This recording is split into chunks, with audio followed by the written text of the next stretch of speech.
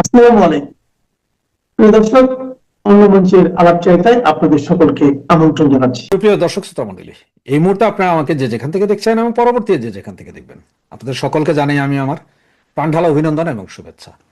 এতক্ষণে ব্যানার এবং হেডলাইন দেখে আপনারা নিশ্চয়ই বুঝতে পেরেছেন যে আমি কি বোঝাতে চাইছি। জি, এক্সাক্ট কবে কখন কথা হয়েছে সেটা জানি না, তবে ফোন আলাপ হয়েছে মার্কো রুবিও এবং আমাদের সাবেক মাননীয় প্রধানমন্ত্রী শেখ হাসিনার সাথে। শেখ হাসিনা দিল্লিতে আছেন, ওনার সাথে মার্কো রুবিওর সাথে ফোন আলাপ হয়েছে। তো আগে চলুন আমরা একটু জেনে নিই যে কে এই মার্কো রুবিও। মার্কো রুবিও তিনি হচ্ছেন যে যুক্তরাষ্ট্রের একজন প্রভাবশালী রাজনীতিবিদ ও কূটনীতিক।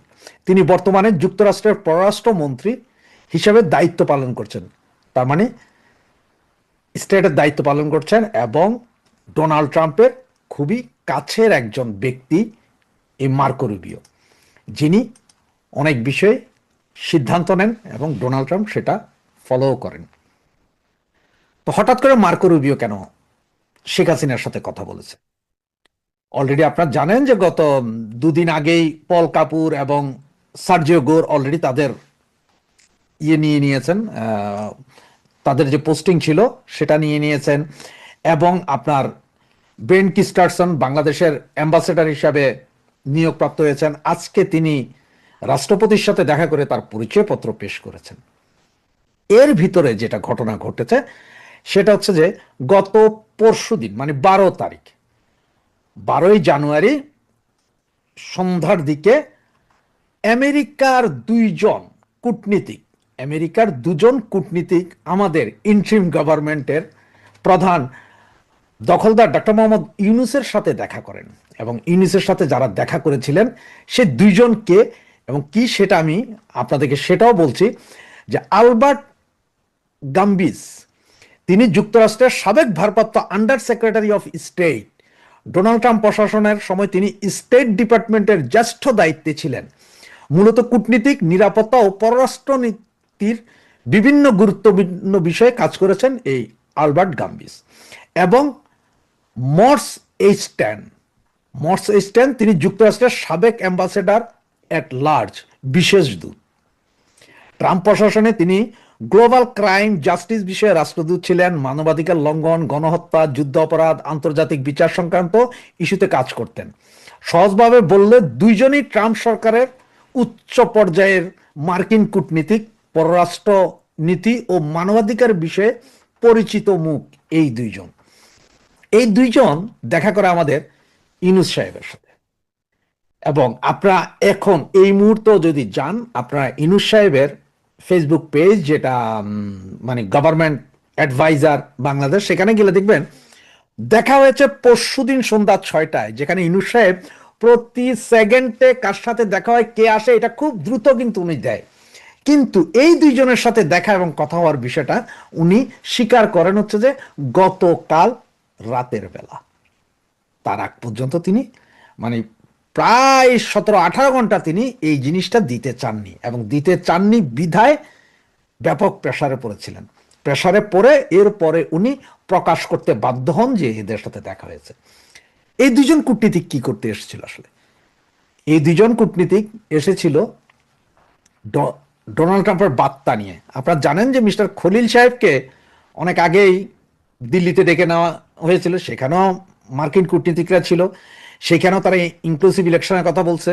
এরপরে আপনার দোহায় নিয়ে যাওয়া হয়েছে, কাতারের দোহায়, সেখানেও, এবং সর্বশেষ কয়েকদিন আগেও ওনাকে আবার আমেরিকায় ডেকে নেওয়া হয়েছে। এই দুইজন আপনার আমাদের ইউনূস সাহেবের কাছে 12 তারিখে আসলে ইলেকশন হবে কিনা এবং ইলেকশন ইনক্লুসিভ হবে কিনা সেটা জিজ্ঞেস করছে। সেটা জিজ্ঞেস করার পরে তিনি যেটা বললেন যে হ্যাঁ, 12 তারিখ ইলেকশন হবে। আমি এর আগেও আপনার এই সবাইকে বলেছি, আপনার পল কাপুরের সাথে কথা হয়েছে, সার্জিও গোরের সাথেও কথা হয়েছে, ওনাদেরকেও বলেছি আমরা 12 তারিখে ইলেকশন করব। আমার বিরুদ্ধে বিভিন্ন প্রপাগান্ডা চলছে, আমি 12 তারিখ ইলেকশন করে নির্বাচিত সরকারের হাতে ক্ষমতা ছেড়ে দিয়ে যাব, আমি এর চেয়ে 1 ঘন্টাও বেশি থাকবো না, আমিও চাই যে নির্বাচিত সরকার নিয়ে যাক, এই সেই। এগুলো বলার পরে তখন এই দুই কূটনীতিক ওনাকে আবার প্রশ্ন করেন যে আওয়ামী লীগের বিষয়ে সিদ্ধান্তটা কি।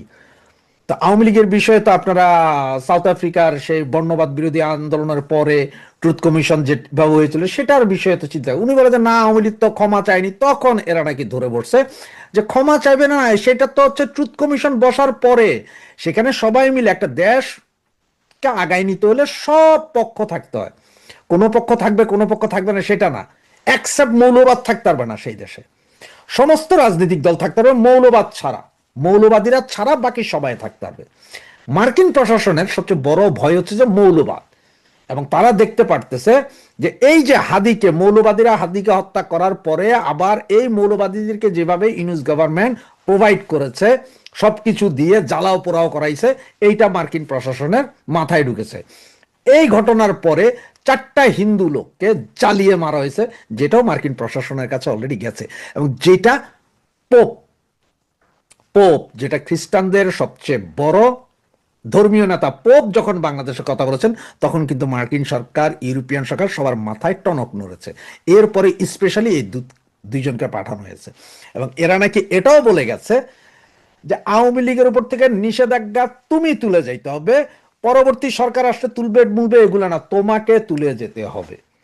এবং তুমি যদি এই মুহূর্তে যদি নাও পারো আওয়ামী লীগকে নিয়ে ইলেকশন করতে, ইলেকশন যদি করতেও তুমি পারো, সেটাও তুমি 12 তারিখের পরে তুমি 12 ঘন্টা আর থাকতে পারবে না, তুমি সাথে সাথে দিয়ে যেতে হবে। এগুলো বলে টলে আসার পরে ওরা নাকি দেখতেছিল যে এটার প্রচার হয় কিনা, কিন্তু এটার প্রচার যখন না হয়েছে তখনই আবারও এরা প্রেশার দিয়েছে, কেন এটা প্রচার করলা না, যে আমরা এসেছিলাম, দেখা হয়েছে, কি কি কথা হয়েছে। এরপরে সরকার সামান্য এতটুকুই দিয়েছে যে এই দুইজন এসেছিল, ট্রুথ কমিশনের বিষয়ে কথা হয়েছে, নির্বাচন নিয়ে আমরা এই কথা বলেছি, বাকি আর কথা সরকারও প্রকাশ করে নাই, ওরা তো এখনো প্রকাশ করে না, ওরা তো পরে গিয়ে প্রকাশ করবে এগুলো। বাসস যেটা সরকারি সংবাদ সংস্থা, ওইটা না পারতে 2-1 লাইন শুধু লিখেছে।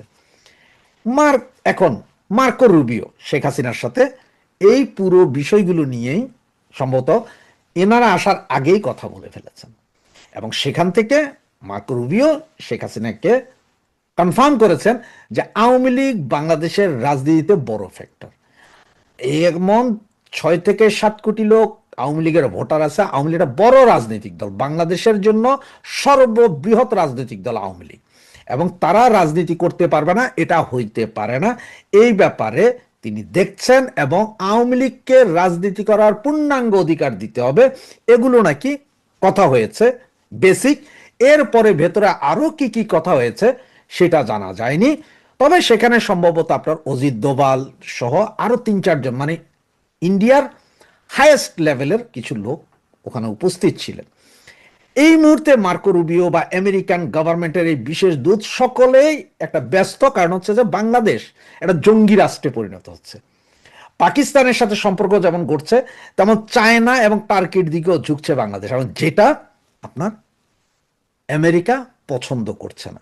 এখন এমনও হতে পারে আমেরিকার যা যা চাহিদা বা আমেরিকা যা যা চায় তা হয়তো পেয়ে গেছে ম্যাক্সিমাম, সামান্য কিছু যা আছে সেটা হয়তো আওয়ামী লীগ যদি ইয়েস করে দেয় তাহলেই ফিল্ডে আবার ঘুরে দাঁড়াবে আওয়ামী লীগ, 6 মাসের ভিতরে আবার আওয়ামী লীগ ফিল্ডে, 1 বছরের ভিতরে সেকেন্ড নির্বাচন। এইসব ঘটনা হওয়ার পরপর আজকে দেখেন উইদাউট এনি আগের ডিক্লারেশন, আজকে তারেক জিয়ার সপরিবারে ডক্টর ইউনূস সাহেবের সাথে দেখা করতে গেছে, কারণ তারেক জিয়াও ভয়ে ভীত যে আসলে কি হতে যাচ্ছে, কারণ মার্কিনীদের যে প্রেশার ডাক্তার ইউনূসের উপর আছে, এটা ডাক্তার ইউনূস স্বীকার করুক আর না করুক, এই যে আমি যে কথা বলছি আমার পেছনের যে ব্যানার বা যে ছবিটা দেখছেন সেখানে ডাক্তার ইউনূসের চেহারাটা দেখেন, এবং ওই 2জন কূটনীতিক যারা এসেছিলেন ডাক্তার ইউনূসকে চাপ দিচ্ছেন, তারা সকলে এখন চাপ দিচ্ছে ইনক্লুসিভ ইলেকশনের জন্য। মার্কো রুবিও আবার বলেছেন যে ইনক্লুসিভ ইলেকশন ছাড়া বাংলাদেশ স্থিতিশীল হবে না, এখন যদি কোনো ইলেকশন করে কোনো গভর্নমেন্টও দেয় সেটা তো আর বিনিয়োগ আসবে না, এ হচ্ছে যে মূল কথা। ধন্যবাদ। আপনাদের মনে আছে তো যে ইন্ডিয়া বয়কট আন্দোলন চালিয়েছিল আমাদের প্যানিক ভট্ট ওরফে ল্যাংটা সুলেমান এবং সাংঘাতিক ইলিয়াস নামের পাকি বীজ, আপনাদের সেটা মনে আছে তো? তাদের ইন্ডিয়া বয়কটের পরিণতি কি হয়েছে আমরা দেখেছি। গণরিয়া অধিকার পরিষদের তারেক ফারেক, তারপর বিপিনুর রাঠোরা, আরো কারা কারা যেন ছিল, তারা দেখলাম হেফাজত, চরমনাই, কত ভারত বিরোধিতায় তাদের বন্যা বয়ে গেল। আমরা সেগুলো দেখেছি। তারপর এলো 5ই আগস্ট, ইন্ডিয়া বয়কট আরো বেড়ে গেল। বয়কট বাড়তে বাড়তে আমরা দেখলাম যে তারা 32 নাম্বার বাংলাদেশের পোস্ট কোড ধানমন্ডি 32 বঙ্গবন্ধুর বাড়ি ভাঙার পরে তারা হিন্দি গানের অনুষ্ঠান চালায়, সেটাও আমরা দেখলাম, সেও গেল। তারপর দেখলাম তারা ইন্ডিয়া বয়কট করতে গিয়ে পাকিস্তানের সঙ্গীত শিল্পী এনে টিএসসিতে হিন্দি গান শোনায়। কারণ ডাইরেক্ট যদি ভারতীয় শিল্পীদের কাছ থেকে হিন্দি গান শুনে তাহলে সেটা তো নাপাক হয়ে গেল, তাই পাক পবিত্র মুসলমানি করে হিন্দি গান শুনেছে টিএসসিতে, আমরা তো দেখেছি। তাই না প্রিয় দর্শক? এইবার তারপর আমরা মাঝে মধ্যে দেখি ইন্ডিয়া বয়কটের গল্প। এমন ইন্ডিয়া বয়কট, মানে কি আর বলবো, মানে এদের কথা শুনলে হাসিও আসে, কান্নাও আসে, দুইটাই আসে এদের মূর্খতা দেখলে। সর্বশেষ বাংলাদেশের ক্রিকেট প্রসঙ্গে বাংলাদেশের সাথে ভারতের সম্পর্ক আবারও অনেকটা অগ্নিগর্ভ হয়ে উঠেছে। যদিও বাংলাদেশে এই মুহূর্তে ভারত বিরোধী পেয়ারা পাকিস্তানিরাই ক্ষমতায়, নামে বেনামে। জামাতিদের সাপের থাকে 2 মুখ, জামাতের থাকে 20 মুখ, আজকাল জামাতের 200 মুখ। বিভিন্ন মুখ দিয়ে এসে কথা বলে, তারা এক এক সময় এক এক কথা বলতেছে। কি দেখলাম, আচ্ছা যে ভারত আপনার পছন্দ হয় না সেখানে ক্রিকেট খেলতে যেতে হবে কেন? আবার এও দেখলাম যে ক্রিকেট তারা দল পাঠাবে না, এই খেলা খেলতে হবে অন্য দেশে গিয়ে। ভারতের সাথে যদি বাংলাদেশ ক্রিকেট না খেলে তাতে বাংলাদেশের ক্ষতি হবে না ক্রিকেটের ক্ষতি হবে? না ভারতের ক্ষতি হবে? কার ক্ষতি হবে? ক্রিকেটেরও ক্ষতি হবে না, ভারতের ক্ষতি হবে না, যা ক্ষতি হওয়ার বাংলাদেশের হবে। ওটা পাকিস্তান বুঝতেছে। এই যে মুস্তাফিজকে নিয়েছিল, বাংলাদেশি টাকাতে প্রায় 12 কোটি টাকা পাইতো, এমন সিকরাসিকরি শুরু করেছে। আপনারা জানেন যে একজন সংখ্যালঘুকে ময়মনসিংহের ভালুকায় দীপুচন্দ্র দাসকে হত্যা করা, পুড়িয়ে একটা মানুষকে পিটিয়ে জিন্দা জ্বালিয়ে দিল। তারপরেও এই দেশের মানুষ এটা নিয়ে কথা বলতে রাজি না। এটা নিয়ে ভারতে এত প্রতিবাদ হয়েছে যে ভারত সরকার বাধ্য হয়েছে জনগণের চাপে সেই দেশের যে মোস্তাফিজকে দলে নিতে নিষেধ করে দিয়েছে। এর জন্য বাংলাদেশের বাঙ্গর আছে গেছে। এদের এত রাগ, এরা 7 সিস্টার খেয়ে ফেলে, কলকাতা দখল করে, দিল্লি দখল করে। এগুলো বলার পরেও এখনো যে বাংলাদেশের সাথে ভারত ভালো সম্পর্ক রেখেছে, এটাই তো আমাদের কপাল। ভারতের মতো যদি একটা নিরীহ প্রতিবেশী, শক্তিমান ও নিরীহ, শক্তিমান ও বিপজ্জনক না, শক্তিমান ও নিরীহ প্রতিবেশী না থাকতো, বাংলাদেশের অস্তিত্বই তো থাকতো না। কারণ আপনি মানে এই দেশের নির্বোধগুলো এতই বড় নির্বোধ যে নির্বোধের একটা নির্বুদ্ধিতার একটা লিমিটেশন থাকে। বাংলাদেশের বিশ্ববিদ্যালয়ের শিক্ষক ও ছাত্রদের নির্বুদ্ধিতার লিমিটেশন নেই। যদি থাকতো তাহলে আরিফ শাহ এই ধরনের বয়ান দিতে পারতো না, বাংলাদেশ ক্রিকেট টিম যাবে না। না গেলে কি হবে? আবার তারই ছাত্ররা বলে ভারতের পারমাণবিক বোমা তারা গিলে খেয়ে ফেলবে। পারমাণবিক বোমা যে ওই ঢাকার রাস্তার পচা শরবতের মতো গিলে খাওয়া যায়, এটাই প্রথম জানলাম। আমরা এর আগে জানতাম না। ঢাকা বিশ্ববিদ্যালয় তথা হায়ার মাদ্রাসার ছাত্রদের মাধ্যমে আমরা জানতে পারলাম যে পারমাণবিক বোমা গিলে খাওয়া যায়। পাকিস্তানিদের সাথে, পেয়ারা পাকিস্তানিদের সাথে এমন জজবা এই দেশের মানুষের, জজবার চোটে আপনি দেশে থাকতে পারবেন না, এরকম অবস্থা। এদের জজবায় এখন, বাংলাদেশটা এখন পাকিস্তানি জজবায় ভরপুর। সে জজবার চোটে বলে যে পারমাণবিক বোমা গিলে খেয়ে আর গিলে খাবে। আর পাকিস্তান কি বলে যে পারমাণবিক বোমা নাকি ফাটবে না, ভারতের পাকিস্তানে মারলে ভারতের পারমাণবিক বোমা ফাটবে না। আর বাংলাদেশের 2 কদম আগে নিকেল গেয়া। বড় ভাই, বড় মেয়ে তো বড় মেয়ে, ছোট মেয়ে সুবহানাল্লাহ। ভারত নাকি, ভারতে পারমাণবিক বোমা, বাংলাদেশের বিশ্ববিদ্যালয়ের ছাত্ররা, এই পেয়ারা পাকিস্তানিরা, এই তালিবের আকার ও অন্তস্থাকারা, সেই হাদির যারা সহচর, যারা সেই ড্যাশ হাদির যারা দোসর, তারা ভারতে পারমাণবিক বোমা গিলে খেয়ে ফেলবে। এবার দেখি কিরকম গিয়ে গিলে ফেলবে, শুনি একটু। ভারত বিরোধী তার সর্বশেষ খবর জানান তো না, ভারত থেকে ডিজেল আমদানি করবে এখন। জ্বালানি তেল আমদানি করতেছে। এই হলো ভারত বিরোধিতা। এদিকে সারাদিন বলতেছে ভারত সরকারের যে থাকে সেও ভারত বিরোধিতা করতে চায়, ভারত বিরোধী। সরকারের বাইরে তারাও বিরোধী। তখন চাল ডাল নুন তেল আনার নতুন চুক্তি হয়েছে। অদ্ভুত ব্যাপার, এইখানে এবার যুক্ত হয়েছে বীর মুক্তিযোদ্ধা নায়ক সোহেলানো। মানে বাংলাদেশের নায়ক নায়িকা, গায়ক গায়িকা যারাই বলেন না কেন, মিশা সওদাগর বলেন, ফিসা সওদাগর বলেন, সোহেল রানা বলেন, আর রুবেল কানা বলেন, আর ফুবেল কানা বলেন, আর মাসুদ পারভেজ, যারা দেরি বলেন, সম্ভবত সেই জন্যই ডক্টর হুমায়ুন আজাদ বলেছিলেন মুক্তিযোদ্ধা আজীবন মুক্তিযোদ্ধা নাও থাকতে পারে, রাজাকার কিন্তু আজীবন রাজাকার। সোহেল রানার হঠাৎ কোথায় আগুন লাগলো আমি বুঝতে পারলাম না। তিনি কোথায় ট্রেনিং করেছিলেন, কার অস্ত্রে ট্রেনিং করেছিলেন, কাদের গোয়েন্দা সংস্থার পরামর্শে মুক্তিবাহিনী গঠিত হয়েছিল, এগুলো তিনি ভুলে গেছেন। তিনি মুস্তাফিজকে নিবেন না বলে তিনি ভারতের সাথে শুধু ক্রিকেট সম্পর্কই নয়, তিনি ওই যে মানে আসিফ সার বা বাঙ্গু মিডিয়া বা অন্যান্যরা হলো বড় ভাই, এরা সুবান আল্লাহ, এরা বড় মিয়া তো বড় মিয়া, সোহেল রানা ছোট ভাই হলো সুবান আল্লাহ। কিরকম? তিনি বলেছেন বাংলাদেশের জন্য সকল ভারতীয় টিভি চ্যানেল বন্ধ করে দেয়। আচ্ছা কি হবে? টিভি চ্যানেল বন্ধ করে দেন, আমরা না করছে কে? আচ্ছা ইউটিউব কেন বন্ধ করবেন? বাংলাদেশে সবকিছু বন্ধ করে দেন, না করছে কে? বাংলাদেশে সোহেল রানার সিনেমা এখন কে দেখে? বাংলাদেশের সিনেমা হল বন্ধ হয়ে গেছে, এই ব্যাপারে সোহেল রানার বয়ান নাই। সোহেল রানার বয়ান তো থাকার কথা নায়ক হিসেবে এবং মুক্তিযোদ্ধা হিসেবে।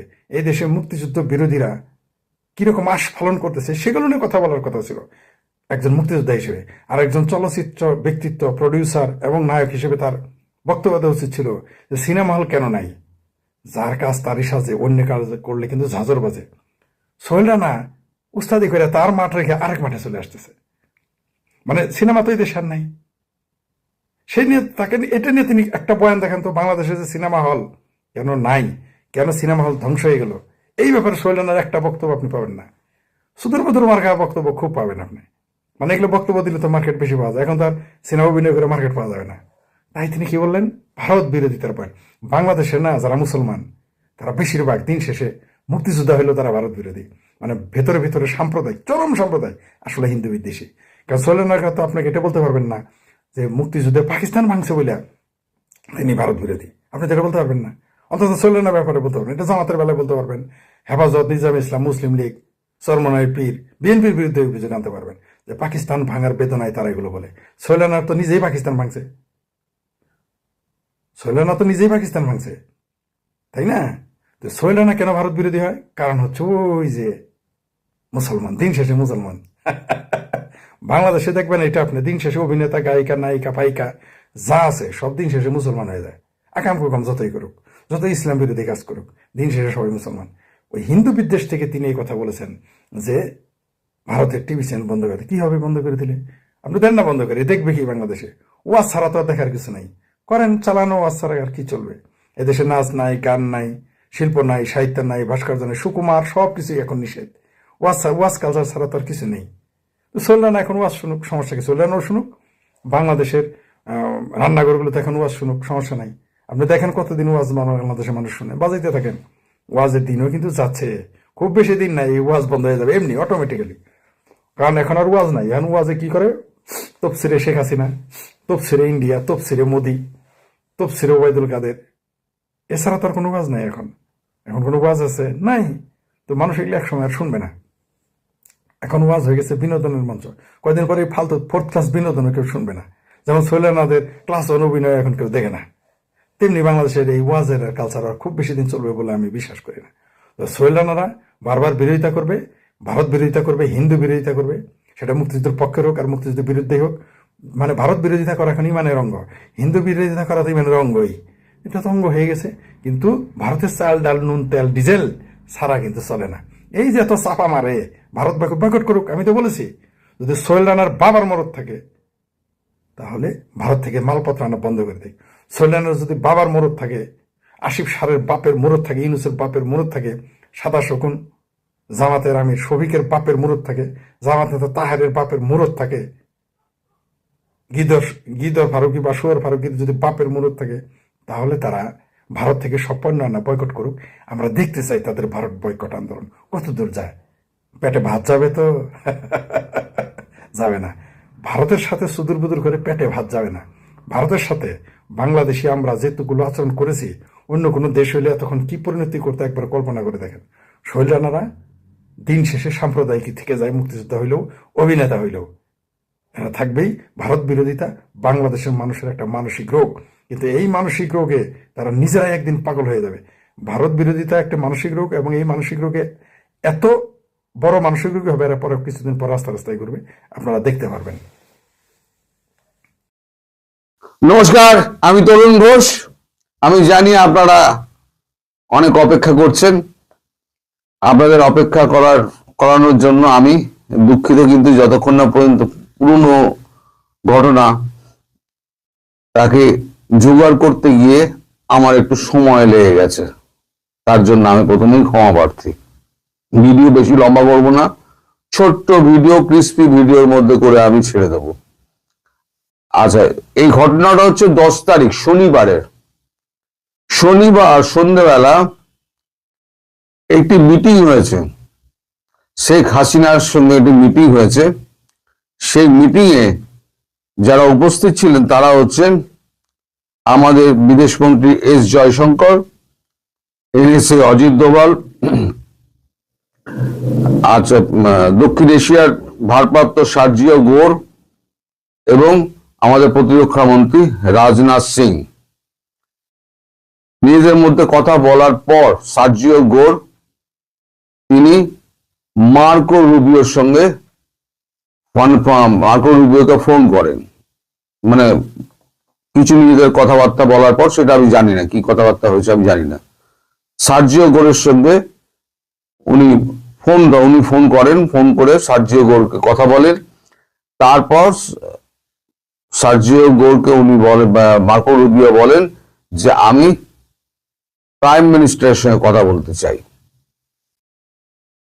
শেখ হাসিনাকে যখন ফোনটা উনি দেন সার্জিও গোর, তখন শেখ হাসিনাকে প্রথমেই সম্বোধন করেন, হ্যালো ম্যাডাম প্রাইম মিনিস্টার, মানে এখনো তাকে প্রাইম মিনিস্টার হিসেবেই গণ্য করা হচ্ছে। তা মোটামুটি আমি যা নোট পেয়েছি, আমি পুরোটা পেয়েছি বলে আমি কখনো দাবি করব না, যতটুকু পেয়েছি আমি ততটুকু আপনাদের বলছি। এটা হয় প্রায় 17 মিনিট পর্যন্ত তাদের মধ্যে কথা হয়। সেখানে মার্কো রুবিও যেটা বলেছেন, বাংলাদেশে শান্তি ফিরিয়ে আনার ব্যাপারে আমরা প্রতিশ্রুতিবদ্ধ এবং যা অব্যাহত থাকবে। এই ব্যাপারে আমরা আমাদের বার্তা বর্তমান সরকারকে অবহিত করেছি। অবাধ, সুষ্ঠু, শান্তিপূর্ণ, অন্তর্ভুক্তিমূলক এবং সমগ্র দেশের মানুষ যাতে নির্বাচনে অংশগ্রহণ করতে পারে তা নিশ্চিত করতে হবে সরকারকে। এর অন্যথা হলে সরকার এবং তার সমগ্র অংশীদারকে চরম মূল্য দিতে হবে। মার্কিন যুক্তরাষ্ট্র কিছু কিছু ব্যাপারে প্রোঅ্যাক্টিভ ভূমিকা নিতে বাধ্য হচ্ছে। কিছু ক্ষেত্রে ত্রুটি বিচ্যুতি ঘটেছে যা আমরা স্বীকার করি। ভবিষ্যতে পট পরিবর্তন হলে আশা করব বাংলাদেশ মার্কিন যুক্তরাষ্ট্র এক এবং অভিন্ন রেখায় কাজ করবে। এই ব্যাপারে আমাদের বাংলাদেশে নিয়োজিত বাংলাদেশের রাষ্ট্রদূত ব্রেন টি ক্রিস্টেনসেন সমস্ত গঠনমূলক কাজে পরবর্তী সরকারকে সমস্ত রকম সাহায্য করবে।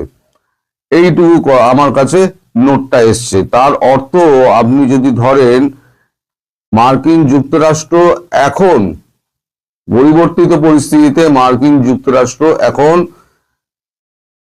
ম্যাডাম প্রাইম মিনিস্টারকে প্রাইম মিনিস্টার হিসেবে বা প্রাইম মিনিস্টার বিদেশ হিসেবেই তারা গণনা করছে, এবং সেটা বিদেশ সচিব, বিদেশ মন্ত্রী, ওদের তো সচিব বলে কিন্তু আসলে হচ্ছে বিদেশ মন্ত্রী মার্কো রুবিও বলতে দ্বিধা করেননি।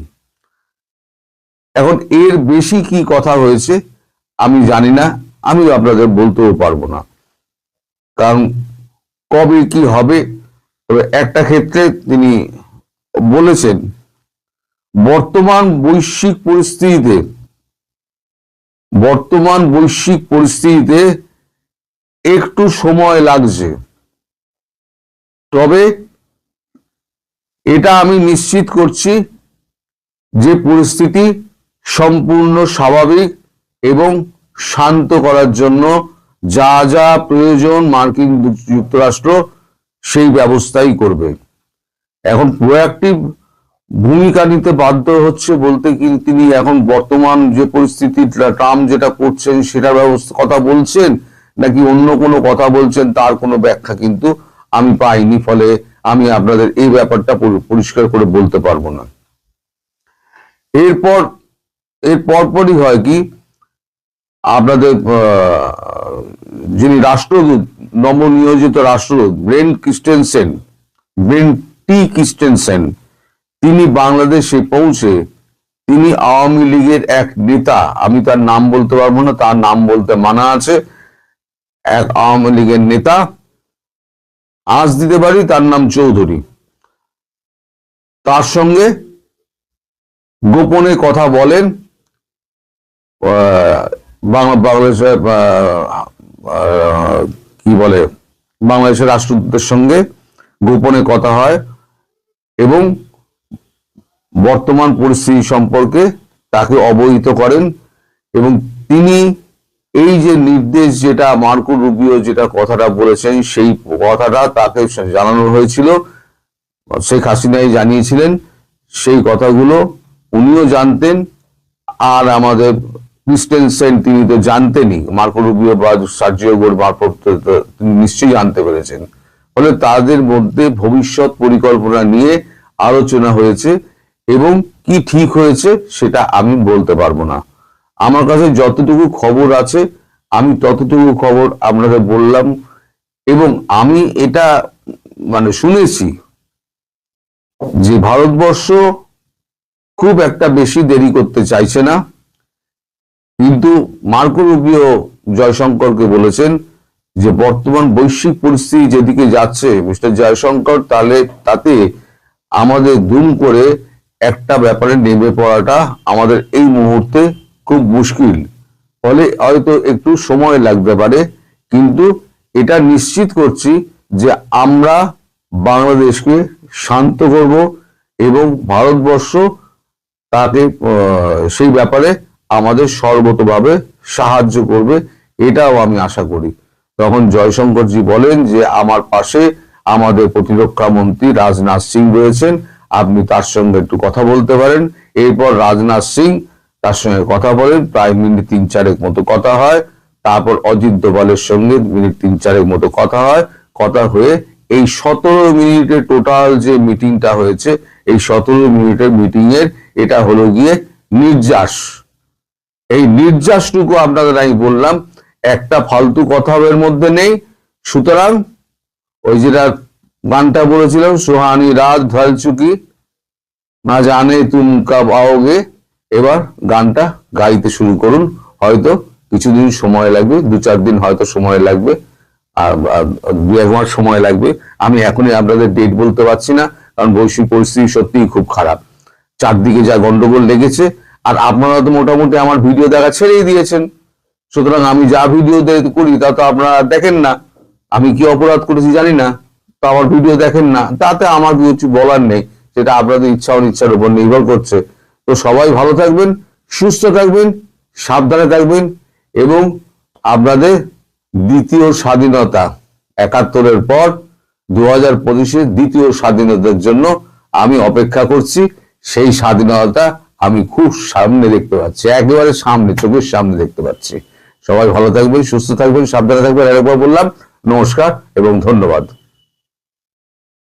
অন্যতম অর্থনীতিবিদ ডক্টর দেবপ্রিয় ভট্টাচার্যকে কি ফেসিবাদের দোসর বলা শুরু করবেন কিনা?